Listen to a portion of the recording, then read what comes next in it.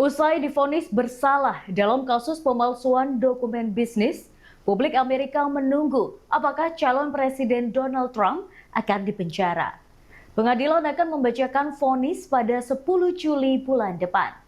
Pakar hukum dan pengamat memiliki pendapat yang berbeda mengenai apakah Donald Trump akan dipenjara. Selain itu, publik juga bertanya mengenai kelanjutan pencalonan Donald Trump jika dipenjara. Berikut liputan tim VOA untuk Anda. Donald Trump akhirnya dinyatakan bersalah atas dakwaan memalsukan dokumen bisnis sebagai bagian persengkongkolan untuk sembunyikan informasi yang dapat merugikannya jelang pemilu tahun 2016 lalu. Vonis yang datang di tengah kampanye presiden kali ini menimbulkan pertanyaan yang masih belum terjawab. Bagaimana Trump melanjutkan kampanyenya jika ia dipenjara? Mantan jaksa federal Stephen Cohen tidak memperkirakan Trump akan segera dipenjara. There will be intense post-trial motions, and then there will be an appeal. And that appeal will take months, if not more than a year.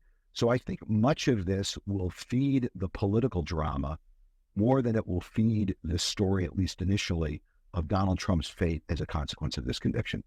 Pembacaan hukuman Trump ditetapkan pada 11 Juli mendatang. Pakar hukum mengatakan lamanya hukuman penjara kemungkinan besar akan jauh lebih ringan dibandingkan dengan hukuman maksimal 20 tahun. Given his age, given his lack of criminal history, and given that the result here it really speaks for itself, that he's actually not looking at a lot of punishment, very significant punishment. Namun pakar lain merujuk pada hukuman penjara yang telah dijalani oleh mantan pengacara pribadi Trump, Michael Cohen, sebagai presiden bagi hukuman Trump. It's very rare for an underling in a conspiracy to get jail time and the kingpin not. Donald Trump was at the top of this criminal conspiracy, and Michael Cohen did some serious jail time. He spent months. So there is some precedent for a judge sentencing Mr. Trump to jail. Alternatif hukuman selain penjara adalah masa percobaan, tahanan rumah, dan denda. Namun, apapun bentuk hukuman yang dijatuhkan kelak, masih kan harus menunggu proses banding yang diperkirakan baru akan berlangsung setelah pemilu presiden Amerika Serikat selesai pada bulan November mendatang.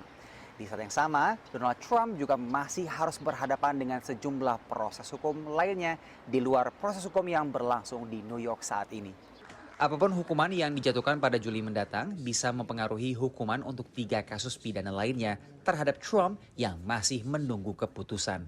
The fact of this conviction here, if it's still on the books, would result in a potential higher prison sentence in those future cases. So it does have a consequence because he will now, unlike a week ago, have a criminal record, and criminal records are taken into account in meting out punishment. Sementara, dari dakwaan federal dan negara bagian lainnya yang dihadapi Trump, persidangan di Florida atas tuduhan kesalahan penanganan dokumen rahasia masih tertunda.